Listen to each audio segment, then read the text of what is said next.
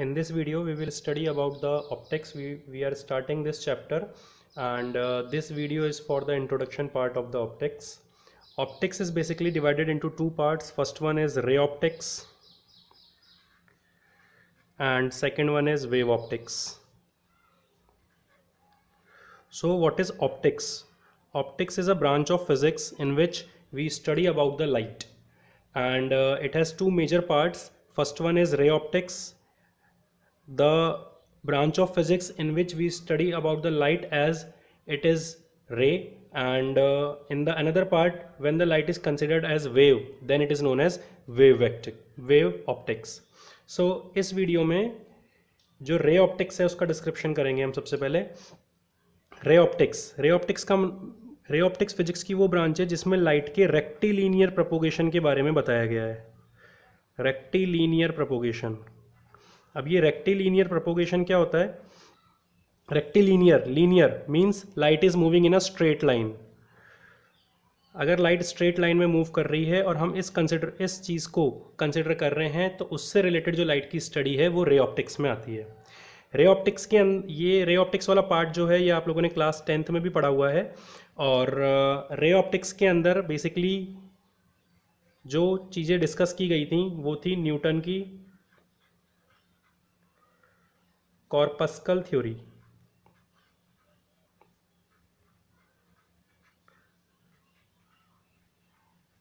इसको हम लाइट का पार्टिकल नेचर भी कह सकते हैं, जिसमें न्यूटन ने ये बताया था कि लाइट छोटे छोटे पार्टिकल्स की फॉर्म में होती है और ये पार्टिकल्स स्ट्रेट लाइन पे चलते हैं। ये पार्टिकल्स स्ट्रेट लाइन पे चलते हैं, इसलिए इसका नाम रखा गया था rectilinear propagation. Okay, ray optics में बेसिकली लाइट के रिफ्लेक्शन और रिफ्रैक्शन, इन दोनों चीज़ों की स्टडी की जाती है। ये दोनों लाइट के जो फिनोमेना हैं ये पार्टिकल नेचर के ऊपर डिपेंड करते हैं। वेव ऑप्टिक्स लाइट की वो ब्रांच या ऑप्टिक्स की वो ब्रांच जो कि लाइट को वेव की फॉर्म में मानती है, ना कि पार्टिकल की फॉर्म में। इसके अंदर लाइट के इंटरफेरेंस, डिफ्रैक्शन और पोलराइजेशन, ये कंसेप्ट्स आते हैं। लाइट के फिनोमेना इस थ्योरी के अंदर आते हैं। हमारे सिलेबस में दोनों ही हैं, रे ऑप्टिक्स और वेव ऑप्टिक्स, दोनों अलग अलग चैप्टर्स हैं। सबसे पहले हम रे ऑप्टिक्स के बारे में पढ़ेंगे। रे ऑप्टिक्स आपने क्लास 10th में भी पढ़ रखी है, इसलिए मैं थोड़ा सा फास्ट चलूँगा इस वीडियो में। तो सबसे पहले बात कर रहे हैं हम रिफ्लेक्शन की। Reflection, what is reflection? Reflection is basically light किसी पॉलिश्ड सरफेस पे आए, स्ट्राइक होकर के वापस उसी मीडियम में लौट जाए। The bouncing back of light in the same medium after striking a shiny smooth surface is known as reflection. This one is incident ray, this one is reflected ray, this one is normal. What is normal? A line which is perpendicular to the mirror. This line is perpendicular to the mirror, so it is normal. The angle between the incident ray and the normal is known as angle I. The angle between the normal and reflected ray, this angle is known as R. Okay, what is this angle? This angle is 90 minus I, and this one angle is only this part, it is 90 minus R. This angle is known as glance angle. Glance angle of incidence, and this is known as glance angle of reflection. Okay, now reflection can be occurred by plane mirror, can be occurred by spherical mirrors also. Spherical mirrors, what are spherical mirrors? The mirrors which are made by hollow sphere. How we made spherical mirror by hollow sphere?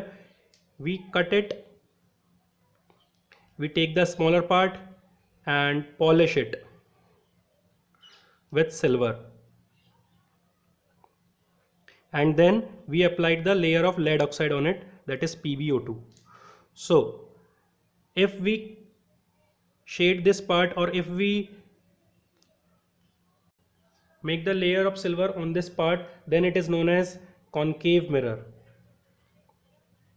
and if silvering is done on this side then this is known as convex mirror. कैसे याद रखना है इसको? वैसे तो आपने 10th में पढ़ा हुआ है, फिर भी आप इसको ऐसे याद रख सकते हैं कि इस वाले मिरर में छोटा सी केव, छोटी सी गुफा बन रही है, इसलिए इसको कॉनकेव मिरर है और दूसरा वाला कॉन्वेक्स मिरर है. सबसे पहले रिफ्लेक्शन के टाइप्स पे चलते हैं. Types of reflection. रिफ्लेक्शन दो टाइप्स का होता है. First one is regular reflection. What is regular reflection? If the surface is plane, surface is smooth, then we can say regular reflection, and diffuse reflection, or we can say irregular reflection when the surface is rough. reflection दोनों से होगा, चाहे वो regular surface हो चाहे वो diffuse surface हो. बस फर्क क्या है? रेगुलर में अगर इंसिडेंट रेज पैरेलल हैं तो रिफ्लेक्टेड रेज भी पैरेलल होंगी. अगर इंसिडेंट रेज पैरेलल हैं तो रिफ्लेक्टेड रेज भी कैसी होंगी? पैरेलल. लेकिन डिफ्यूज्ड में अगर इंसिडेंट रेज पैरेलल हैं तो रिफ्लेक्टेड रेज पैरेलल नहीं होंगी डिफ्यूज्ड में. ओके, इसमें हम ऐसा कह सकते हैं कि इसमें क्लियर इमेज फॉर्म होगी, इसमें ब्लर्ड इमेज फॉर्म होगी, इसमें इमेज इस पर्टिकुलर जगह पे बनेगी जहाँ पे सारी रेज जाकर के मीट करेंगी. इसमें इमेज अलग अलग जगह पे बन सकती है या फिर जहाँ पे भी बनेगी उसकी इंटेंसिटी इतनी ज़्यादा अच्छी नहीं होगी.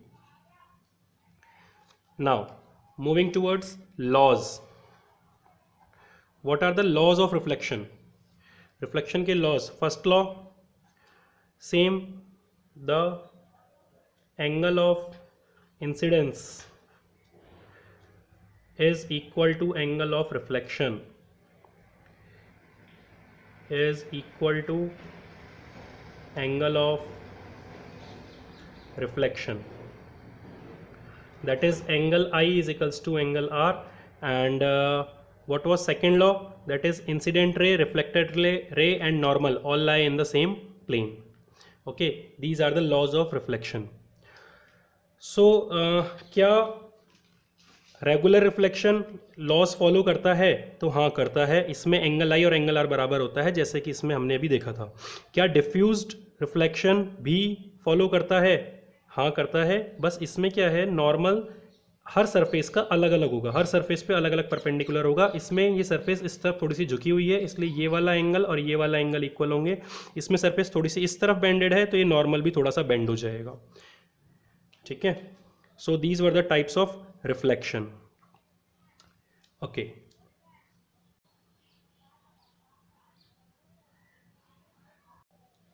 now we will talk about the spherical mirrors. spherical mirror, जैसा कि अभी हमने बात करी कि किसी स्फेयर के पार्ट होंगे, किसी स्फेयर के पार्ट होंगे. अगर इसका पार्ट यहाँ से मैंने करके और इस पे इस तरफ शेडिंग करी तब ये कौन सा कहलाएगा? कॉनकेव. और अगर मैंने लेयरिंग सिल्वर की इस तरफ करी तो ये कहलाता है कॉन्वेक्स. ठीक है. दोनों ही मिरर्स के लिए जो ये सेंटर पॉइंट होगा ये कहलाएगा centre of curvature. Centre of curvature.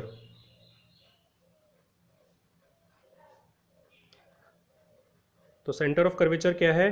जिस हॉलो ग्लास स्फेयर के दोनों मिरर्स पार्ट हैं उसका सेंटर ऑफ कर्वेचर कहलाएगा और उस हॉलो स्फेयर की रेडियस ऑफ कर्वेचर कहलाएगी. तो अगर ये कॉनकेव मिरर है तो यहाँ पे इसका सेंटर ऑफ कर्वेचर होगा और ये वाली डिस्टेंसेस, सारी डिस्टेंसेस इस सेंटर ऑफ कर्वेचर से मिरर तक की सारी डिस्टेंसेस रेडियस ऑफ कर्वेचर कहलाएंगी. इसी तरह से कॉन्वेक्स मिरर के केस में सेंटर ऑफ कर्वेचर इसमें राइट साइड में होगा क्योंकि इसका कर्व्ड पार्ट इधर बनेगा और इसका कर्व्ड पार्ट इधर बनेगा. Radius of curvature, centre of curvature से मिरर तक की जो डिस्टेंस होती है वो रेडियस ऑफ कर्वेचर कहलाती है. Next, pole. What is pole? जो मिरर का मिड पॉइंट होगा उसको हम पोल कहेंगे. ये दोनों पॉइंट्स इसके पोल कहलाएंगे, P. और पोल और सेंटर ऑफ कर्वेचर दोनों जिस लाइन पे लाई करेंगे वो लाइन उस पर्टिकुलर मिरर के लिए प्रिंसिपल एक्सिस कहलाएगी, प्रिंसिपल एक्सिस। ठीक है। जनरली जब मिरर्स होते हैं कॉन्वेक्स मिरर या कॉनकेव मिरर, तो सी और पी का जो मिड पॉइंट होता है वो फोकस कहलाता है। ये मैं जनरल बात कर रहा हूँ, लेकिन कोई ज़रूरी नहीं है कि ऐसा हमेशा ही हो। जो फोकस की डेफिनेशन दी गई है वो ये दी गई है कि अगर बहुत सारी इमेजिनरी या बहुत सारी रियल रेज आ रही हैं यहाँ से जो कि प्रिंसिपल एक्सिस के पैरेलल हैं, तो वो स्ट्राइक करने के बाद जिस पॉइंट पर मीट करेंगी वो पॉइंट फोकस कहलाएगा, ये वाला पॉइंट फोकस कहलाएगा। अब इसमें एक समझने वाली बात ये है कि अगर ये कॉनकेव मिरर है और इसमें जो इमेजिनरी रेज आ रही हैं वो इस तरह से आ रही हैं, पैरेलल तो हैं लेकिन उसकी प्रिंसिपल एक्सिस के पैरेलल नहीं है, तो क्या होगा, ये सारी रेज मीट तो करेंगी लेकिन किसी ऐसी जगह पे मीट करेंगी जो कि उस फोकस के जस्ट नीचे होगा।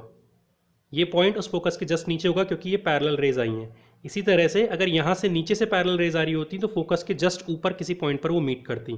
तो एक इमेजिनरी प्लेन हम यहाँ पे कंसिडर कर सकते हैं जिसको हम फोकल प्लेन कहेंगे, जो कि यहाँ पे फोकस पे इस तरह से होगा जैसे इस तरह इस समय मेरा हैंड है, और ये जो फोकल प्लेन है परपेंडिकुलर होगा प्रिंसिपल एक्सिस के, और इस फोकल प्लेन पे सारे फोकस लाई करेंगे, और एक ऐसा फोकस जो कि फोकल प्लेन पे तो है ही साथ में प्रिंसिपल एक्सिस पे भी है, उसको हम प्रिंसिपल फोकस कहेंगे। अभी तक 10th में हमारे पास में सिर्फ एक ही फोकस होता था, लेकिन यहाँ पे हमारे पास में डिफरेंट फोकस हो सकते हैं। ये डिपेंड करेगा कि लाइट रेस किस तरफ से आ रही हैं और पैरेलल है या नहीं। अगर लाइट रेस पैरेलल हैं तो डेफिनेटली किसी टकराने के बाद किसी एक पॉइंट पे मीट करेंगी, और वो पॉइंट कहाँ पे होगा, हमेशा फोकल प्लेन पे होगा। इसके बाद जो ये हमारा मिरर है, इस मिरर के एंड पॉइंट्स को मिलाने वाली इमेजिनरी लाइन, चाहे वो कॉन्वेक्स में हो चाहे वो कॉनकेव में हो, ये जो इमेजिनरी लाइन होगी इसको कहा जाएगा अपर्चर। ये इमेजिनरी लाइन अपर्चर कहलाएगी।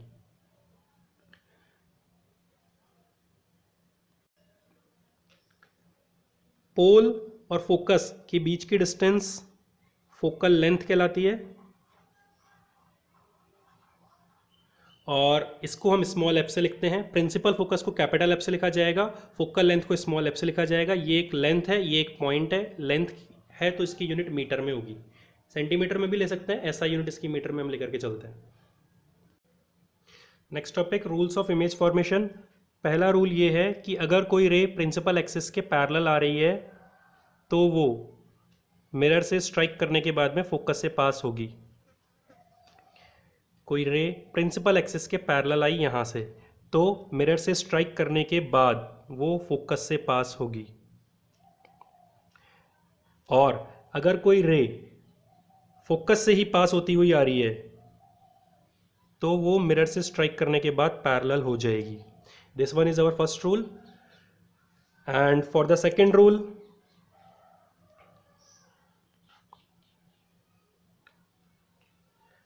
अगर कोई रे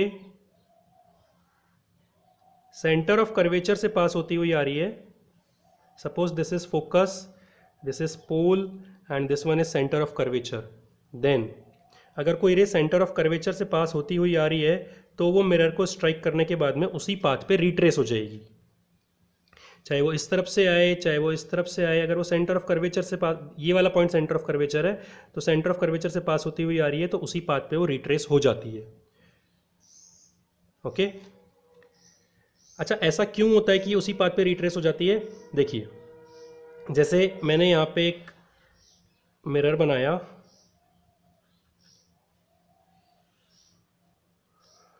एक रे पैरेलल आई प्रिंसिपल एक्सिस के, और वो पास कहाँ से होएगी? फोकस से, तो वो फोकस से इस तरह से पास हो गई। अब मैं इसमें एंगल आई और एंगल आर बनाना चाहता हूँ, तो मैं कैसे बनाऊंगा, इस वाले पर्टिकुलर पॉइंट पे मुझे एक ऐसी लाइन खींचनी पड़ेगी जो कि इसका नॉर्मल हो। मतलब मैंने यहाँ से एक इमेजिनरी डॉटेड लाइन ऐसे बाहर खींच दी जो कि इस वाली सरफेस पे 90 डिग्री का एंगल बना रही है।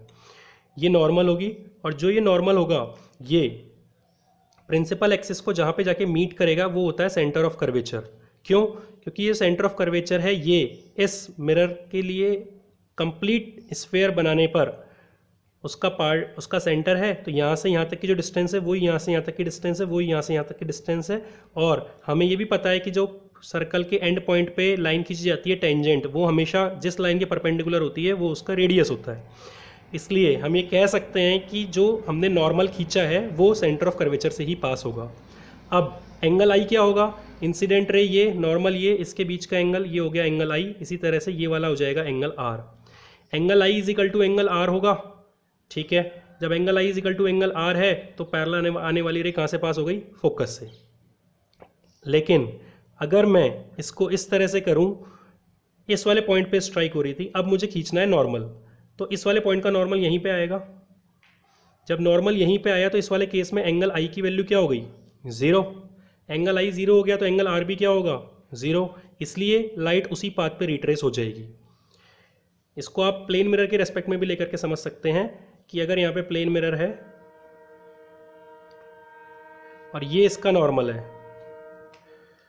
तो अगर यहाँ से लाइट आ रही है तो वो angle i is equal to angle r बनाते हुए यहाँ से वापस रिट्रेस हो जाती है, यहाँ से वापस रिफ्लेक्ट बैक हो जाती है। ये वाला इसका एंगल आई है, ये वाला एंगल आर है।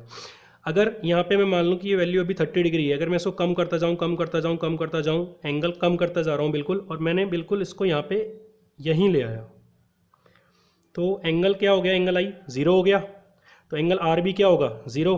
तो ये लाइट यहीं से वापस चली जाएगी। तो मतलब जब एंगल आई की वैल्यू 0 होती है तो एंगल आर 0 होता है, और जब angle i is equal to angle r दोनों 0 होते हैं तो लाइट उसी पाथ पे वापस चली जाती है। इसीलिए जब सेंटर ऑफ कर्वेचर से पास होती हुई लाइट आती है तो वो उसी पाथ पे रिट्रेस हो जाती है। तो दो रूल्स है इमेज फॉर्मेशन के, पैरेलल आने वाली लाइट फोकस से पास होगी, फोकस से आने वाली लाइट पैरेलल हो जाएगी। दूसरा, angle i is equal to angle r की वजह से सेंटर ऑफ कर्वेचर से आने वाली लाइट उसी पाथ पे रिट्रेस हो जाती है। कुछ बुक्स में थर्ड लॉ भी दिया हुआ होता है जो कि इसी लॉ का पार्ट हम कह सकते हैं। उस थर्ड लॉ में क्या होता है कि अगर हमने लाइट को पोल पर इंसिडेंट करवाया है, लाइट ना तो पैरेलल आ रही है ना ही सेंटर ऑफ कर्वेचर से पास होती हुई आ रही है, लाइट कहाँ पे आके स्ट्राइक कर रही है, पोल पे, तो जितना एंगल यहाँ बनेगा उतना ही एंगल वो नीचे बनाते हुए रिट्रेस हो जाएगा, रिफ्लेक्ट बैक हो जाएगी। मतलब ये वाला एंगल और ये वाला एंगल बराबर होगा। अब इस केस में ऐसा क्यों हुआ, इस केस में ऐसा इसलिए हुआ क्योंकि इस वाले पॉइंट पे जो नॉर्मल खींचा जाएगा वो सेंटर ऑफ कर्वेचर से जब पास होगा तो जो प्रिंसिपल एक्सिस है ये ही इस वाले केस के लिए नॉर्मल का काम करेगी, और angle i is equal to angle r की वजह से ये वाला एंगल इस वाले एंगल के बराबर होगा। तो ये 3 रूल्स हम कह सकते हैं, या फिर हम 2 रूल्स कह सकते हैं। ये इसका सब पार्ट हो गया, या स्पेशल केस हो गया, जिसमें हमें पता चला कि रूल्स ऑफ इमेज फॉर्मेशन ये हैं, और इसकी हेल्प से हम आगे के रे डायग्राम्स बनाएंगे।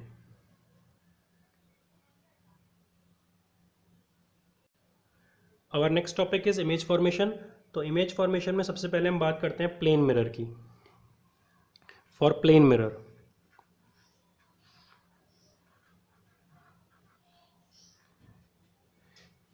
प्लेन मिरर के लिए रे डायग्राम या फिर इमेज फॉर्मेशन हमें करना है तो कैसे करेंगे। सपोज ये हमारे पास में मिरर है और ये ऑब्जेक्ट है, तो इससे 2 रेज निकलेंगी और 2 रेज के मीट करने से इमेज फॉर्म होगी। तो यहाँ से एक रे आई, परपेंडिकुलर आ रही है तो उसी तरह से वापस चली जाएगी, और दूसरी रे ये आई और ये स्ट्राइक करके इधर निकल जाएगी, इधर से आई स्ट्राइक करके इधर चली गई। अब हम इस वाली रे को और इस वाली रे को, दोनों रिफ्लेक्टेड रेस को पीछे प्रोड्यूस करेंगे। ये रिफ्लेक्टेड रे इधर गई और ये रिफ्लेक्टेड रे इधर गई, दोनों जहाँ पे मीट करेंगे यहाँ पे इमेज फॉर्म होगी। ये इमेज है, ये ऑब्जेक्ट है।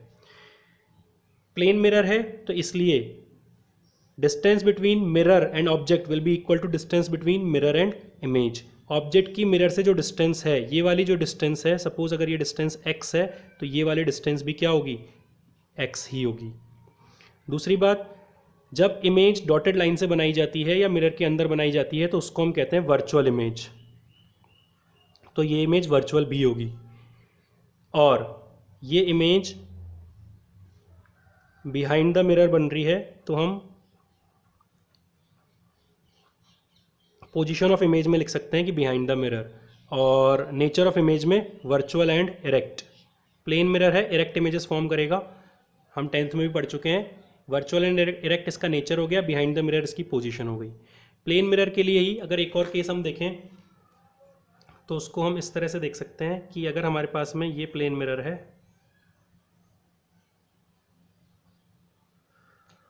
और ये हमने इसके लिए प्रिंसिपल एक्सिस बना दिया, यहाँ पे कोई ऑब्जेक्ट है, जब कोई ऑब्जेक्ट यहाँ पे होगा तो इससे दो तरह की रेज निकलेंगी, एक रे गई स्ट्रेट रिफ्लेक्ट बैक हो गई, एक रे गई यहाँ और वापस से इधर आ गई।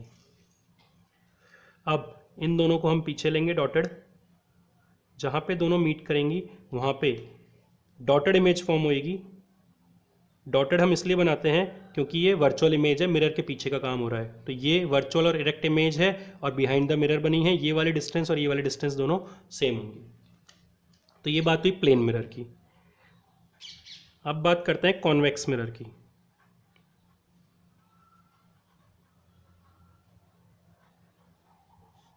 कॉन्वेक्स मिरर, कॉन्वेक्स मिरर में ये कॉन्वेक्स मिरर बनाया हमने,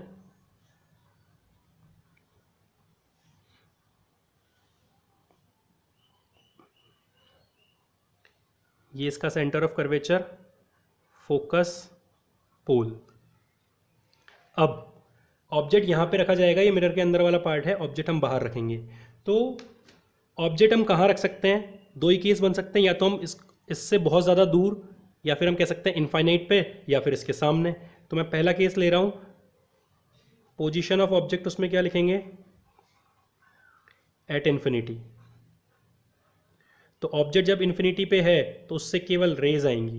देखो, जो चीज़ इन्फिनिटी पे हो उसको ड्रॉ नहीं करते हम, तो उससे केवल रेज आ रही हैं, और एक रे इसके ऊपर भी ले आते हैं प्रिंसिपल एक्सिस पे। जो पैरेलल से रेज आती, जो रेज पैरेलल आती हैं वो फोकस से पास होती हैं, लेकिन अब ये फोकस से पास होंगी मतलब मिरर के अंदर तो जा नहीं सकती, तो ये इस तरह से रिफ्लेक्ट बैक होगी कि ये वाली इधर मुड़ गई, और इसको हमने पीछे जब एक्सटेंड करा स्ट्रेट लाइन में तो ये यहाँ से पास होगी। इसी तरह से ये वाली रे इधर बेंड हुई, और जब मैं इसको पीछे पास करूँगा तो ये इस तरह से हो जाएगी।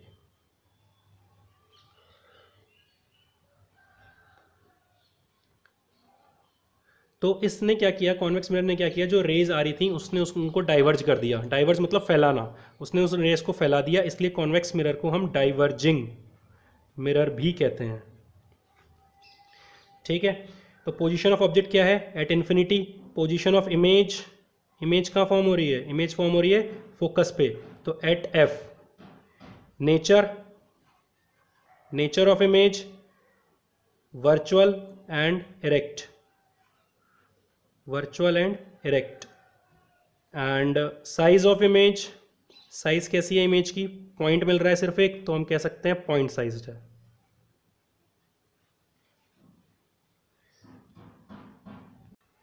Next case, when the object is in front of the mirror. जब ऑब्जेक्ट यहीं पे सामने ही मिरर के रखा है तो इससे एक रे मैं पैरेलल लेकर के आ रहा हूँ, जो रे पैरेलल आती है वो फोकस से पास होती हुई फील होती है। ये फोकस है, तो इसको इस तरह से डाइवर्ज किया जाएगा कि अगर पीछे एक्सटेंड किया जाए तो ये फोकस से पास हो। दूसरी रे मैं पोल पे लेके आ रहा हूँ, यहाँ पे जो रे पोल पे आएगी वो सेम एंगल बनाते हुए वापस चली जाएगी, तो ये सेम एंगल बनाते हुए वापस इस तरह से यहाँ चली गई। इसको भी पीछे एक्सटेंड किया तो यहाँ पर बिल्कुल छोटी सी एक डॉटेड इमेज फॉर्म होगी, छोटी सी डॉटेड इमेज फॉर्म होगी। डॉटेड इसलिए बनाया जा रहा है क्योंकि वापस से वर्चुअल इरेक्ट है। हेड से रेज निकली हैं, इसलिए जहाँ पे मीट करेंगी वहाँ पे मुझे हेड ही बनाना है। जैसे इस वाले केस में भी हेड से दो रेज निकली थी, तो जहाँ पे मीट कर रहे थे वो भी हेड ही बनेगा, तो इसलिए वर्चुअल इरेक्ट इमेज बनेगी इस केस में। और उस इमेज की जो पोजीशन होगी वो बिटवीन पी एंड एफ होगी।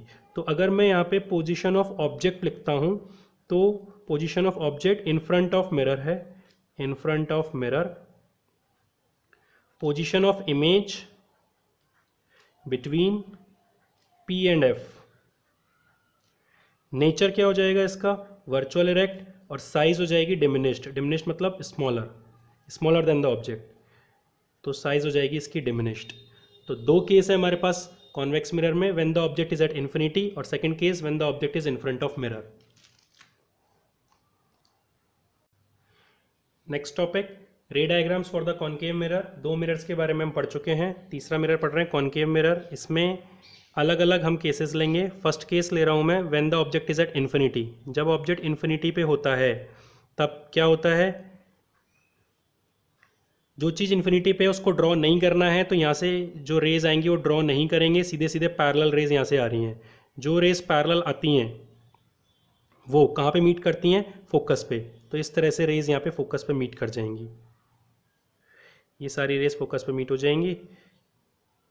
और इमेज कहाँ पे फॉर्म हो रही है, फोकस पे फॉर्म हो रही है। तो position of object, position of object क्या है, at infinity. Position of image क्या है, एट एफ। नेचर क्या है इसका, रियल एंड इन्वर्टेड, क्योंकि रेस सच में मीट कर रही हैं। जब रेस सच में मीट कर रही हैं और हमें उन्हें डॉटेड लाइन से मीट करवाने की ज़रूरत नहीं है, तो उसका नेचर क्या कहा जाता है, रियल एंड इन्वर्टेड। साइज़ क्या है, केवल एक पॉइंट मिल रहा है हमें फोकस पे, इसलिए हम क्या कह सकते हैं कि पॉइंट साइज इमेज हमें मिल रही है। जब भी रे डायग्राम एग्जाम में आएगा उसके साथ में हमें ये चार चीज़ें हमेशा लिखनी है। सेकेंड केस, जब ऑब्जेक्ट को थोड़ा सा पास ले आए लेकिन सी से पीछे रखा, तो ये हमारा मिरर, ये फोकस, सेंटर ऑफ कर्वेचर, और ऑब्जेक्ट कहाँ पे है, सी से पीछे, यहाँ पे ऑब्जेक्ट है। अब इससे जो रे पैरेलल आएगी कहाँ से पास होएगी, फोकस से, तो ये फोकस से रे पास हो गई। और एक रे मैं लेकर के जा रहा हूँ पोल पे, ये पोल है तो पोल पे रे लेकर के गए, पोल पे स्ट्राइक करने के बाद में रिफ्लेक्ट बैक होकर के रे यहाँ आ गई। तो ये जो इमेज फॉर्म हुई है, ये इमेज सी और एफ के बीच में फॉर्म हुई है। और अगर मैं कहूँ पोजीशन ऑफ ऑब्जेक्ट, तो पोजीशन ऑफ ऑब्जेक्ट क्या है, बियॉन्ड सी, सी से पीछे। पोजीशन ऑफ इमेज, इमेज की position between C and F. Nature, वापस से सचमुच में रेज मिल रही हैं, हमने एक्सटेंड करके रेज मीट नहीं करी हैं, तो नेचर हो जाएगा रियल इन्वर्टेड। और साइज, साइज होएगी डिमिनिश्ड, मतलब ऑब्जेक्ट से छोटी। ये second case. Now third case, object पहले इन्फिनिटी पे था, थोड़ा सा पास लेके आए, मिरर की तरफ लेके आए तो बियॉन्ड सी आ गया, थोड़ा और पास लेके आएंगे तो एट सी आ जाएगा।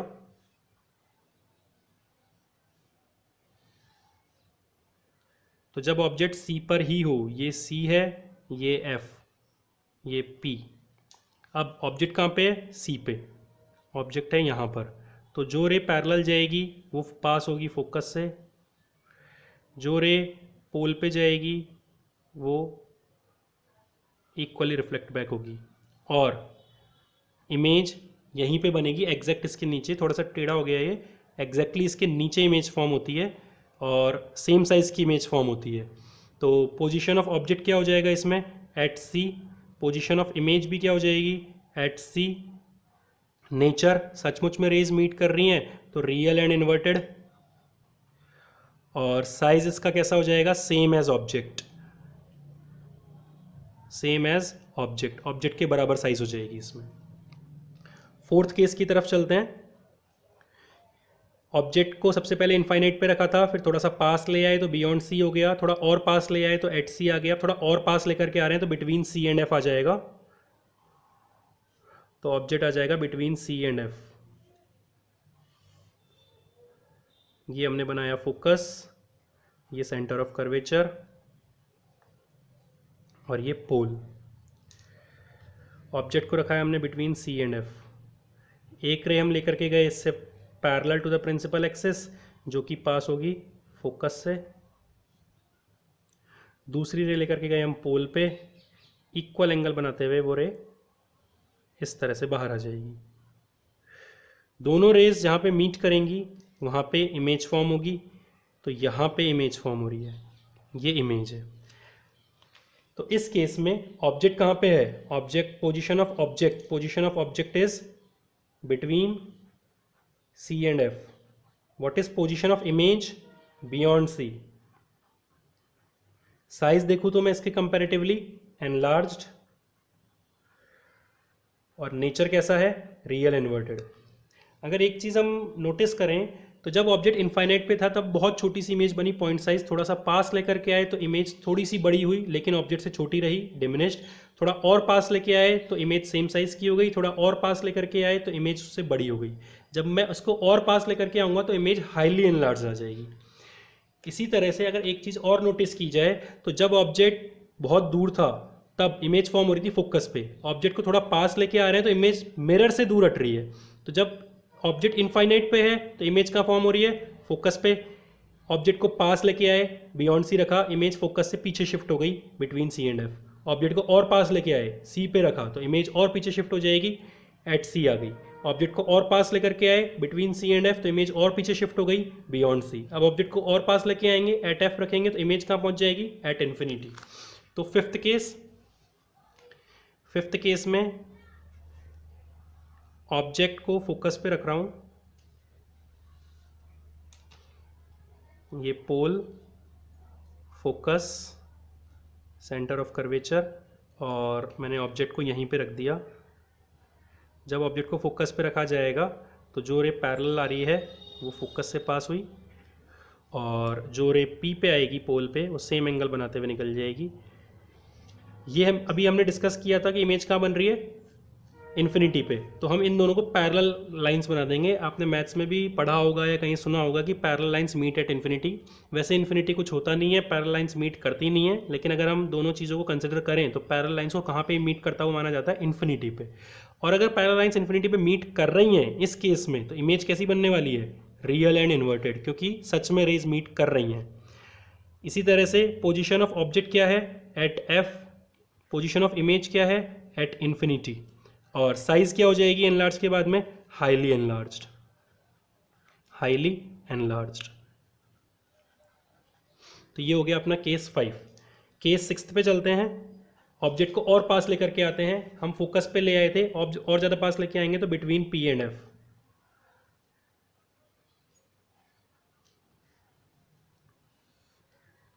ये पी एफ सी, ऑब्जेक्ट को और ज़्यादा पास में ले आए हैं, यहाँ पे ले आए, ऑब्जेक्ट पोल और फोकस के बीच में आ चुका है। अब जो रे पैरेलल जाएगी फोकस से पास होगी इस तरह से, और जो रे पोल पे आएगी, एंगल बहुत ज़्यादा बन रहा है तो वो उतना ही एंगल बना के वापस चली जाएगी। जब मैं इन दोनों रेस को डॉटेड करके पीछे लूँगा, पीछे एक्सटेंड करूँगा, तो जहाँ पे मीट करेंगी वहाँ पे इमेज फॉर्म होगी, यहाँ पे मीट कर रही है तो यहाँ पे इमेज फॉर्म हो रही है, ऑब्जेक्ट से बड़ी इमेज बन रही है। तो अगर मैं पोजीशन ऑफ ऑब्जेक्ट लिखना चाहूँ तो क्या लिखूँगा, between F and P. Position of अगर इमेज लिखना चाहते हैं तो क्या हो जाएगा, बिहाइंड मिरर, बिहाइंड मिरर। और साइज कैसी हो जाएगी इसकी, एनलार्ज्ड। क्या रेस सच में मीट कर रही थी, नहीं, हमने डॉटेड एक्सटेंड किया और फिर मीट कराया है, तो वर्चुअल एंड इरेक्ट। हेड से 2 रेज निकाली थी तो जहाँ पे दोनों डॉटेड रेज मीट कर रही है वहाँ पे मैं क्या बनाऊंगा, हेड, इसलिए इरेक्ट बनी है, तो virtual and erect image form होगी। तो ये हमारे 6 केस हैं कॉनकेव मिरर के लिए रे डायग्राम्स के। Next topic, magnification. What is magnification? It is the ratio of size of image and size of object. So I can write it as height of image upon height of object. It is also equal to minus v upon u. What is v? Distance of image from the mirror, and what is u? Distance of object from the mirror. This one is distance of image from the mirror, and this one is distance of object from the mirror. This is small m, that is magnification. ये एक ratio है इसलिए इसकी कोई unit नहीं है, no units. दूसरी बात, m की वैल्यू देख करके हमें पता लगा सकते हैं कि ऑब्जेक्ट का नेचर क्या होगा। अगर mod of m equal to 1 है, mod of m less than 1 है, mod of m greater than 1 है, m पॉजिटिव है या m नेगेटिव है, इससे हमें अलग अलग इंफॉर्मेशन मिलती है। मॉड ऑफ m अगर 1 है तो इसका मतलब है सेम साइज इमेज है। अगर m की वैल्यू लेस देन 1 है तो इसका मतलब है डिमिनिश्ड इमेज है। अगर m की वैल्यू ग्रेटर देन 1 है तो इसका मतलब एनलार्ज्ड इमेज है। अगर m की वैल्यू पॉजिटिव है तो इसका मतलब वर्चुअल इरेक्ट है। m की वैल्यू अगर नेगेटिव है तो इसका मतलब रियल इन्वर्टेड इमेज है। इस वाले केस में हमें ध्यान रखना है कि हमने सिर्फ m की वैल्यू ली है कि ये पॉजिटिव है या नेगेटिव, मॉड m की वैल्यू नहीं ली है। मॉड m तो हमेशा ही पॉजिटिव होता है। जो मैग्निफिकेशन है वो साइज ऑफ इमेज और साइज ऑफ ऑब्जेक्ट का रेशियो होगा, दैट इज HI/HO। ओके, इसका डेरिवेशन वगैरह भी हम आगे के वीडियोस में डिस्कस करेंगे। Now mirror formula. Mirror formula, what is mirror formula? 1/v plus 1/u is equals to 1/f। और इसमें फोकल लेंथ का एक फार्मूला क्या होता था? r/2। r is radius of curvature. तो v is again distance of image and u is distance of object and f is the focal length of the mirror. So this one is the mirror formula. And